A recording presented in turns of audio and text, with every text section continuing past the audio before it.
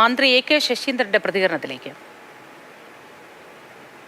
ഇതൊരു ദാരുണമായ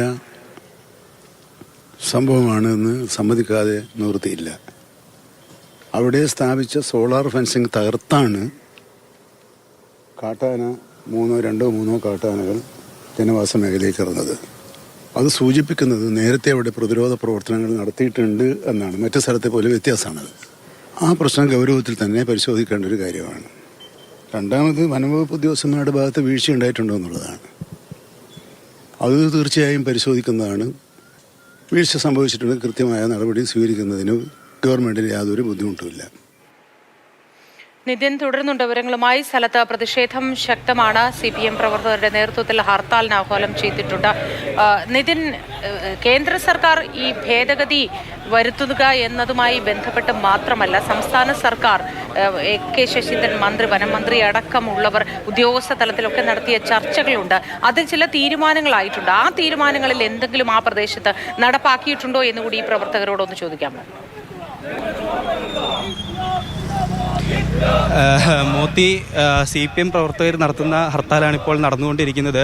തീർച്ചയായിട്ടും ഇപ്പോൾ ഈ എ.കെ. ശശീന്ദ്രൻ ഉൾപ്പെടെയുള്ള വനം മന്ത്രി സംസ്ഥാന സർക്കാരിൻ്റെ നേതൃത്വത്തിൽ പല ചർച്ചകളും കാര്യങ്ങളും നടന്നിട്ടുണ്ടെങ്കിലും അതിലൊക്കെ എന്ത് തീരുമാനമായെന്ന് നമുക്കിപ്പോഴും വ്യക്തമായ ഒരു ധാരണയില്ല. അവരുടെ ഒരു പക്ഷം എന്ന് പറയുന്നത് കേന്ദ്രത്തിൻ്റെ വനനിയമ ഭേദഗതി മാറ്റാത്തത് കൊണ്ട് മാത്രമാണ് ഇത്തരത്തിലൊരു പ്രതിഷേധം അവർ ഉന്നയിക്കുന്നതെന്ന് തന്നെയാണ്. അല്ലെങ്കിൽ വനം വകുപ്പ്, ഇപ്പം നമ്മൾ സംസാരിച്ച ആൾ ജില്ലാ കൗൺസിൽ അംഗമാണ്, ജില്ലാ കമ്മിറ്റി അംഗമാണ്.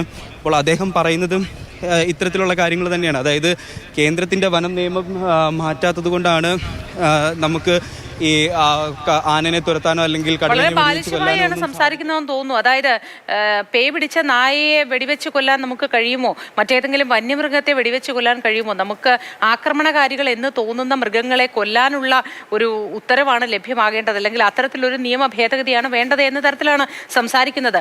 എതിരെ വരുന്ന എല്ലാ മൃഗങ്ങളെയും കൊന്നുതള്ളുക എന്നൊരൊറ്റ കാര്യത്തിൽ മാത്രം ഫോക്കസ് ചെയ്താൽ കാര്യങ്ങൾ എങ്ങനെയാണ് മുന്നോട്ട് പോവുക നിതിൻ? പകരം സംസ്ഥാന സർക്കാരുകൾക്ക് ചെയ്യാനുള്ള നിരവധി കാര്യങ്ങൾ വേറെയുണ്ട്.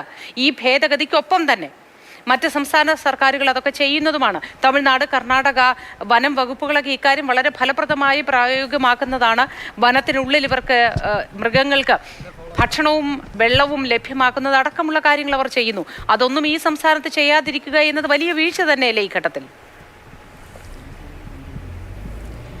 തീർച്ചയായിട്ടും മോത്തി, ഇതിൽ നമ്മൾ ഒരു സർക്കാരിനെ മാത്രം കുറ്റം പറയുന്നത് കൊണ്ട് എന്തെങ്കിലും കാര്യമുണ്ടോ എന്ന് എനിക്കറിയില്ല. തീർച്ചയായിട്ടും രണ്ട് സർക്കാരിൻ്റെയും ഭാഗത്തു നിന്നുണ്ടാകുന്ന ഒരു വീഴ്ച, അല്ലെങ്കിൽ നമ്മുടെ മൊത്തം സംവിധാനത്തിൻ്റെ ഭാഗത്തു നിന്നുണ്ടാകുന്ന ഒരു വലിയ വീഴ്ച തന്നെയാണ് ഇതിനെല്ലാം കാരണമെന്ന് പറയുന്നത്. കാരണം മരിക്കുന്ന ജനങ്ങൾ ഈ കേരള സംസ്ഥാനത്തിനുള്ളിലുള്ളവർ, അതായത് ഇപ്പം പുറത്തും മരണങ്ങൾ നടക്കുന്നുണ്ട്, വന്യജീവി സംഘർഷങ്ങൾ ഉണ്ടാകുന്നുണ്ട്. പക്ഷേ ഇപ്പോൾ നമ്മുടെ അതായത് ഈ ഒരു കേരള സംസ്ഥാനത്തെ പറ്റി പറയുമ്പോൾ കേരളത്തിൻ്റെ അങ്ങേയറ്റം തൊട്ട് ഇങ്ങേയറ്റം വരെ മലയോര മേഖലകളിലുള്ള പലരുടെയും ജീവനുകൾ ഇത്തരത്തിൽ നഷ്ടപ്പെട്ടുകൊണ്ടിരിക്കുന്നത്. ഇവിടെ തന്നെ ഈ മുണ്ടൂർ ഭാഗത്ത് തന്നെ കഴിഞ്ഞ ഒരു 7 വർഷത്തിനുള്ളിൽ മരണപ്പെടുന്ന 4ാമത്തെ ആൾ എന്നാണ് എനിക്ക് മനസ്സിലാക്കാൻ സാധിക്കുന്നത്. അതുപോലെ തന്നെ കഴിഞ്ഞ ഒരു മരണവും ഇവിടെ ഉണ്ടായിരുന്നു. അതും നമ്മൾ ആ പ്രദേശവാസികളോട് സംസാരിച്ചപ്പോൾ നമുക്കറിയാൻ സാധിച്ചിരുന്നു. മൊത്തം സംവിധാനത്തിൻ്റെ ഒരു വീഴ്ച തന്നെയാണ് മോത്തി ഇത് എന്ന് പറയുന്നത്. കാരണം ഇപ്പം നമ്മൾ ആ സ്ഥലത്ത് പോയപ്പോൾ നേരത്തെ നമുക്കത് കാണിക്കാൻ സാധിച്ചിരുന്നു. അതായത് ആ സ്ഥലത്ത് കൃത്യമായ ഒരു വെളിച്ചം ഇല്ല.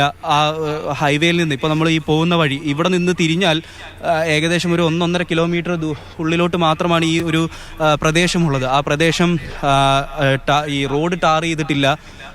അതുപോലെ തന്നെ ഉള്ളിലോട്ട് 7-8 വീട്ടുകാരുള്ളതാണ്. ആ ഒരു പ്രദേശം റോഡ് ടാർ ചെയ്തിട്ടില്ല. അല്ലെങ്കിൽ കുടിവെള്ള സംവിധാനം ഇപ്പോഴും പ്രശ്നത്തിലാണ്. അതുപോലെ തന്നെ